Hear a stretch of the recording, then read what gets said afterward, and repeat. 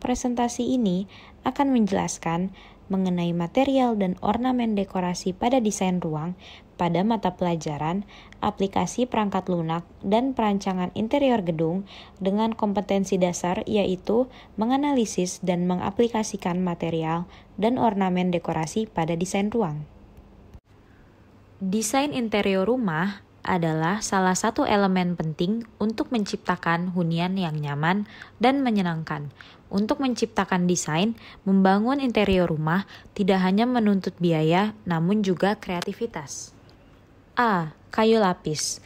Kayu lapis dalam bahasa Inggris dikenal dengan istilah plywood, sebutan yang lebih umumnya di Indonesia yaitu triplex.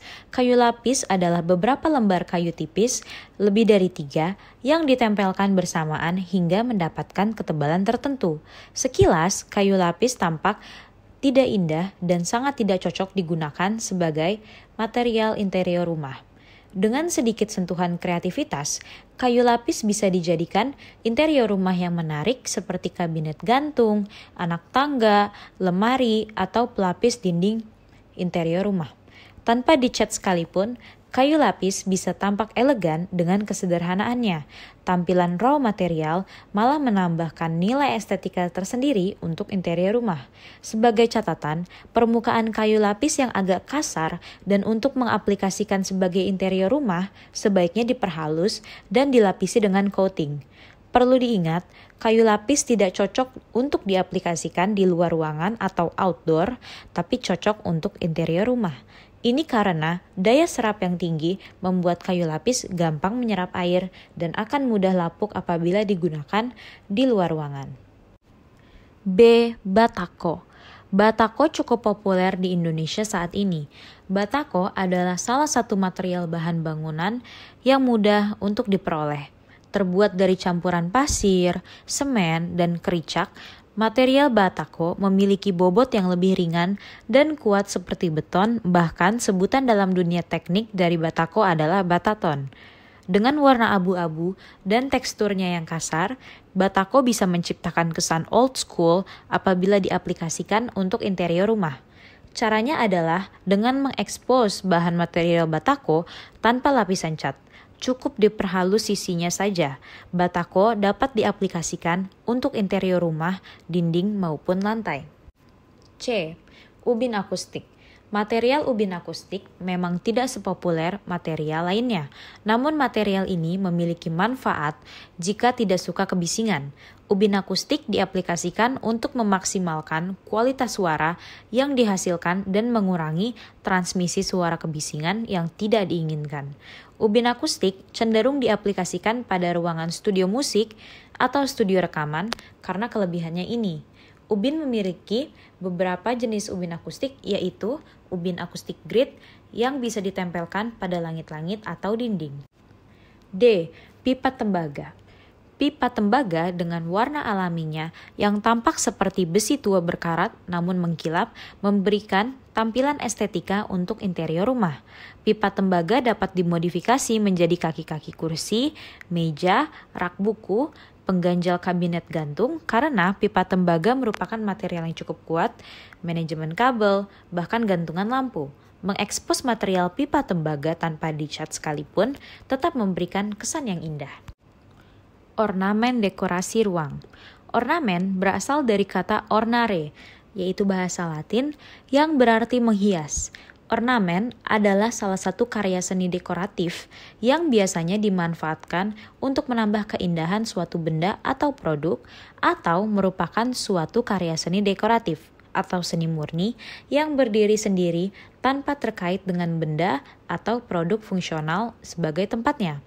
Menurut tata letaknya, ornamen dapat dibedakan menjadi 2, yaitu ornamen eksterior dan ornamen interior. Secara garis besar, yang dimaksud dengan ornamen eksterior yaitu ornamen yang digunakan di luar ruangan, sedangkan ornamen interior yaitu ornamen yang digunakan di dalam ruangan. Ornamen memiliki peranan yang tidak dapat dipisahkan dari nilai estetika sebuah bangunan. Tanpa ornamen, sebuah bangunan dirasa kurang sempurna. Hal ini dikarenakan ornamen merupakan faktor pendukung dari bangunan itu sendiri yang syarat akan nilai estetika yang ditampilkannya. Jadi, agar bangunan memiliki keindahan, ornamen sangatlah penting untuk digunakan. Setiap ruangan tentu memerlukan focal point sebagai pusat desain interiornya. Focal point adalah daerah tertentu di dalam ruangan yang pertama kali menarik perhatian mata.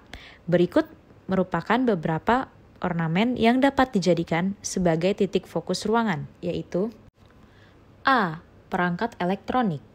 Di era modern, penambahan barang elektronik ke dalam suatu ruangan akan langsung menjadi pusat perhatian.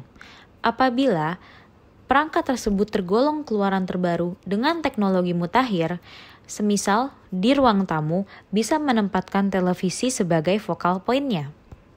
Untuk dapur, kulkaslah yang berperan besar terhadap desain seisi ruangan. B. Karya seni.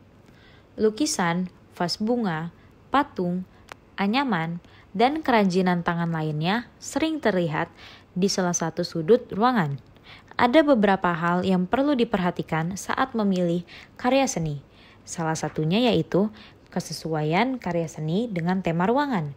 Contohnya, untuk interior bergaya modern, dapat ditambahkan lukisan berjenis abstrak dan menghindari pemakaian bingkai dengan ukiran-ukiran yang cenderung rumit. C. Arsitektur. Untuk ruangan yang kecil, tidak perlu memasukkan suatu barang sebagai focal point yang justru akan mempersempit ruangan. Semisal, jika di ruang tamu terdapat jendela yang cukup lebar, dapat diatur sofa-sofa agar menghadap ke arah jendela sehingga ruangan terasa lebih luas. D. Furniture. Furniture bisa diolah menjadi focal point yang sangat menonjol. Salah satu caranya dapat diaplikasikan cat berwarna terang pada furniture tersebut, atau bisa juga menempatkannya di posisi yang jarang digunakan, semisal pojok ruangan maupun di bawah jendela. Nah, gak kerasa nih kita sudah selesai mempelajari material dekorasi ruang yang terdiri dari kayu lapis, kemudian batako, ubin akustik, dan pipa tembaga.